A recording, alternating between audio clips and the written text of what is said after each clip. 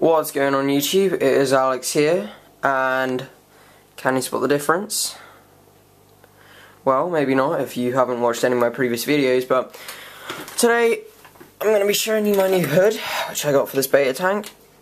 It is a clear seal hood, which is built for this tank.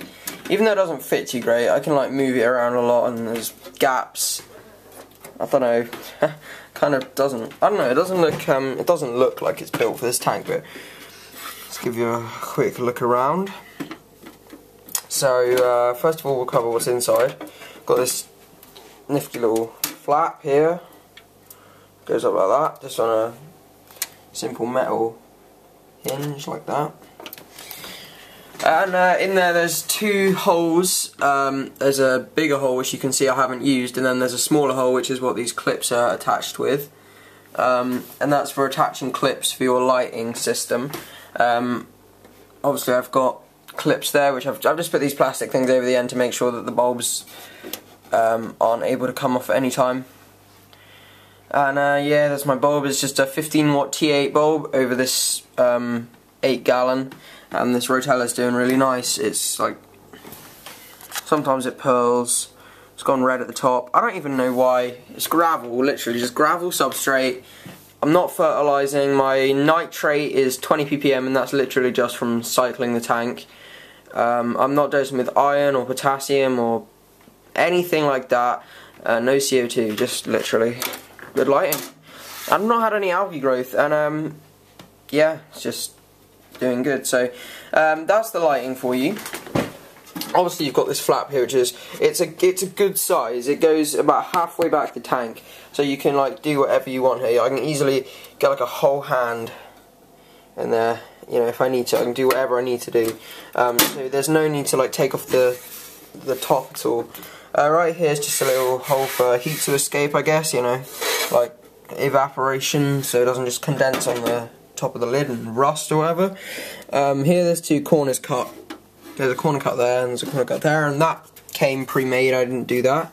That's for cables. Obviously I got one either end for my lighting caps, cap either end of the light tube, and then that's where my filter is, and then my heater cable goes in there because my heater's about here. You know, it's just let me show you that. Just fits over the rim like that, really. And same over the other side. And I don't know, I don't really like how it looks from the side, because it kind of goes up to a point, and then there's just looks like there's nothing behind it, where there's literally just like, it goes up to a point and then goes straight back down again. There are those holes I was telling you about. I'll just quickly show you them now. Obviously there's that if you have a bigger screw, and this is the size I'm using for my lighting clips. Same on the other side. You can use whatever size screw you need. That's about all I can say really about this hood. I mean, I quite like the way it feels. It feels like, I don't know if it feels like quality, because I don't think it is. It's just, you know, it's like, Clear Seal is not the Aqua one, if you will. Clear Seal is it's like a cheap British manufacturer. Like, this tank cost me like a tenner, and it was brand new. So, you know, they make cheap stuff. And basically, in the UK, all tanks up until about the 1990s, I think it was, literally every aquarium was a Clear Seal aquarium. That you couldn't get anything else. I mean, I don't know much about it because I was born in 1996. So, you know, I'm not like, I don't know a lot about it, but, you know, they were really popular in the UK. If you go to your LFS in the UK, chances are the aquariums that they have, you know, with their fish and plants in, are clear seal tanks. You know, they're just good like that. Clear Seal make like wooden tanks as well. They make stands. Obviously they make hoods. This is the crown hood, for anyone wondering. It's a 18 by 10 hood, Clear Seal crown. You can get the consort hoods. Consort hoods are also quite good. This is just a crown 18 by 10 hood. You can't get consort hoods for 18 by 10. This is the only 18 by 10 hood they do, apart from the cheap plastic ones that they come with. They do come with a hood, these tanks, just plastic ones, you know, regular hood. And it's difficult to fix lighting into those hoods. You can do it. Obviously I did it before I got this hood, but this is a lot better. If there's one downside, then I'm going to say it's the fact that it shades the back of the tank slightly. So I think my Rotella did so great because it was just exposed to full-on, like, you know, light with no problems at all. But here, the thing that the lighting fixture is mounted against is about halfway back the hood itself. It's about, well, no, it's about 3/4 of the way back the tank. So your lighting strip's here, about bang in the middle of the tank, but then there's this, you know, like, wall here, and what that does is kind of like, you know, sorry, you can't really see because my camera's gone funny. It just sort of shades the light, and then at the back there, the plants aren't getting as much as it. If you can see that, you know, it sort of reflects it forward. But I guess the with the hood down, it helps because I don't know if you see the difference.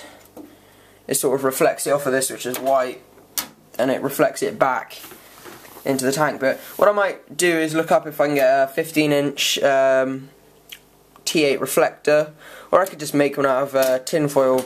Probably just make one out of tin foil, to be honest, and put it in there. That way the Rotella is going to keep getting a lot of light. I just want to talk about aquascaping briefly, because this is just literally a hood review, but whatever. Aquascaping in this tank, well, I tested my pH and it's about 7.5, and my tap water pH is exactly 7. So what's causing it to rise with this would literally just be this gravel. This is just Dorset pea gravel, and obviously I think it does push pH and hardness up a little bit. Hardness I'm not too bothered about, pH more so. Obviously if your hardness gets too high then you should be bothered about it, but pH more so. So I'm going to get some bogwood, that's what I've decided. Just a little piece, because they do sell small bits of bogwood where I live. What my idea is in this centre here where the plants sort of go in and out again, I'll have a little bit of bogwood there like that, just a little thin piece, nothing too big, you know, I can still get some foreground plants in there, whatever, still enough bit of swimming space for my fish. And then this side where the plants go back in again, I'm going to have a selection of like small rounded pebbles, which I'll buy. Sort of something similar to that, but not as many pebbles, and more of this smaller size instead of those larger ones. And I'll just put them in the corner, hopefully like a natural colour of pebble, just in the corner there, like all piled on top of each other. Maybe a little cave in there for my beta to hide if he needs to. Yeah, so driftwood there, that will help keep pH down, you know. Betas aren't too fussy with pH, but I'm going to be keeping ember tetras in this tank, and they come from obviously the Amazon, and the pH there is about like 6.2, about that. So they need the bogwood there, it's quite important for them. So I'm going to be putting that in there. The rocks are going to go that side. Foreground plants, I'm going to have some Crips, definitely. Crips Wentetii or Wenti, I'm not sure how you pronounce it. I think they have the brown variety, which is what I've got in my tropical tank, but whatever, it's just, you know, it will look the same, but I don't really mind. I'm going to see if they've got any hairgrass, or dwarf sage, or micro swords. I don't know really, whatever they seem to be having, I'll pick up. Anubias possibly, I'm not sure. If they have an Anubias I might get it, because then I'll just sort of like, I'll tuck the roots into the crevices in the rocks and put the roots into the gravel at the front here, and the Anubias will just sort of like sit on the rocks and just look about this way, look that way into the tank. And I think that'll look pretty nice, and maybe I'll get some Java fern for over here, maybe I'll do some rocks over there as well, but I don't want it to look too symmetrical, so yeah. Anyway, thank you very much for watching. That is the end of my video. Bit about the aquascape of this tank, and quick review of this Clear Seal Crown 18x10 hood. So yeah, another thing I want to add is, I know I said I was going to be getting the beta fish first and then my ember tetra as well. I've decided that's not such a great idea, because if I put the ember tetras in when the beta's already in, the betas might become aggressive towards them, because he's thinking, well, this is my territory, you know, what are people doing on my territory? So he'll be, you know, become aggressive to them. So if I get the tetras first, it's not his territory, it's theirs, so he won't be as aggressive to them, I'm hoping. That's my theory anyway.